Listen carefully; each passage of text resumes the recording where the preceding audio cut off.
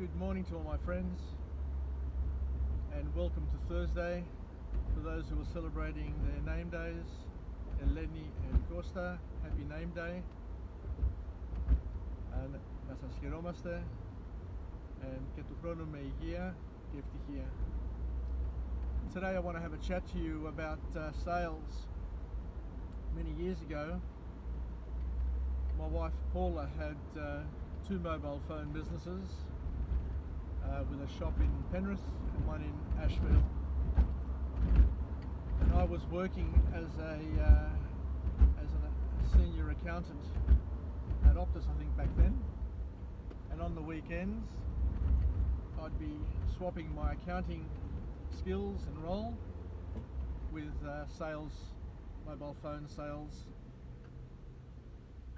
And I happened to become a pretty good mobile phone salesman back then, having been given 100% by a number of mystery shoppers over the couple of years that we were in business. I think it was 3 years in total.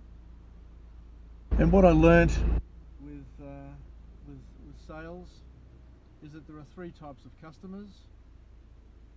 I would always open my sales spiel with a simple question. What exactly are you looking for? And I would find that there were some people who knew exactly what they wanted. They knew the model, the colour, the accessories and everything, and they were the easy ones. All you needed to be was an order taker. Just fill out the order and you completed your sales.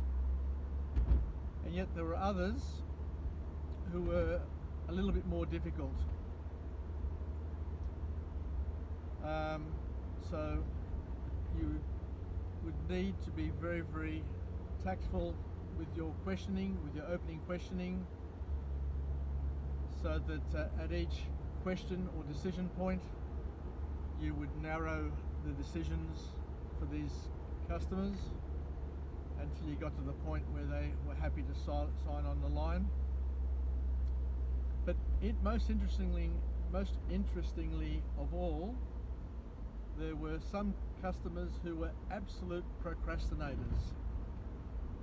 Even if you showed them the perfect phone with the perfect plan, which covered all of their needs, they still couldn't make a decision. And the worst thing you could do with these people is give them lots of options, because the more options, the more choices they had, the harder it was for them to make a decision. But what I did learn was that these customers were usually the easiest to sell to, because once you got to the point where you knew that they liked it, it met their needs, met their budget, all you had to do was make the decision for them. There are a lot of people in the world who are procrastinators, who don't have the courage to make a decision and are looking for people to take them by the hand and lead them.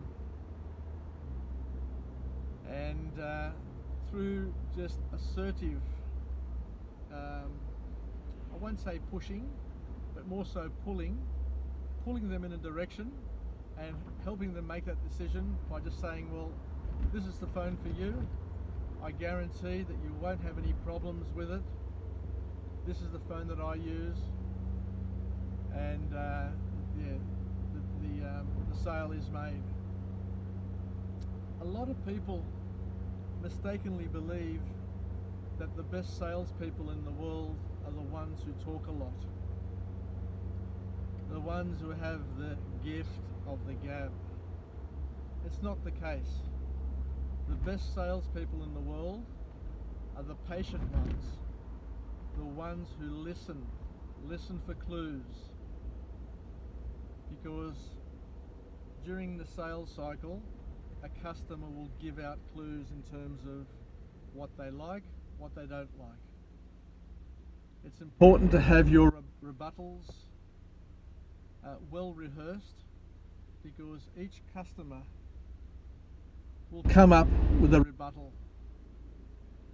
Oh, I don't like this, or it's not exactly what I was looking for because of this and this reason. It's important to be able to turn it around in an ethical way, may I add, not in a false or a fake way, but in an ethical way, to reinforce the benefits, the features and benefits of your product. So you need to know your product. You need to know what works, what doesn't work, because you don't want to sell something to somebody that they don't want or it doesn't work for them, because that's unethical, and it's also poor salesmanship. But back to sales. The people who think that the biggest blabbers and the people who talk the most are the best salespeople are wrong. It's the ones who ask the right questions at the right time, who solve the little problems along the way. Anyway, that's my little spiel for the day. But I have been fortunate over the years to push myself, push my comfort zone, and do many different things. But I must admit, I really did enjoy the sale of mobile phones. And one year I took leave from work for a couple of weeks, just stayed in the kiosk and sold mobile phones, and had a cracker of a time. I was by myself and I was selling record numbers of phones. I think in 1 week I sold 60 phones at Penrith, which was just phenomenal. And yet there was other weeks where I'd be at the kiosk and I wouldn't sell. Over a weekend I wouldn't make any sales. So it's a tough gig. It's a tough gig being a salesperson, because you often think that you've lost your touch. It's a little bit like I guess it's a little bit like being